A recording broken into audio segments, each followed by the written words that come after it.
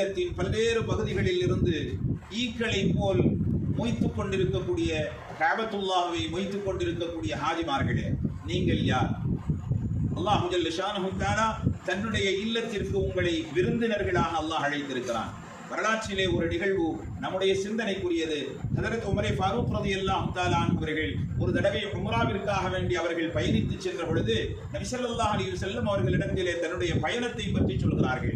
நபி ஸல்லல்லாஹு அலைஹி வஸல்லம் அவர்களுடைய துஆவிற்காக வேண்டி உலகமே ஏங்கி தவித்துக் கொண்டிருக்கக்கூடிய நபி ஸல்லல்லாஹு அலைஹி வஸல்லம் அவர்கள் ஹஜ்ரத் உமர் ஃபாரூக் ரலியல்லாஹு தஆலா அவர்களிடத்திலே யா உஹை லா தன்சானி ஃபீ துஆஇ, நபி ஸல்லல்லாஹு அலைஹி வஸல்லம் அவர்கள் ஹஜ்ரத் உமர் ஃபாரூக் ரலியல்லாஹு தஆலா அவர்கள் செல்லக்கூடிய அந்த உம்ராவினுடைய பயணத்தை சொல்வதற்காக வேண்டி வந்த பொழுது அந்த நேரத்திலே ஹஜ்ரத் உமர் ஃபாரூக் ரலியல்லாஹு தஆலா அவர்களிடத்திலே நபிகள் நாயகம் ஸல்லல்லாஹு அலைஹி வஸல்லம் அவர்கள் சொன்னார்கள், சகோதரனே, உன்னுடைய துஆவில் என்னை மறந்து விடாது. சுப்ஹானல்லாஹ்.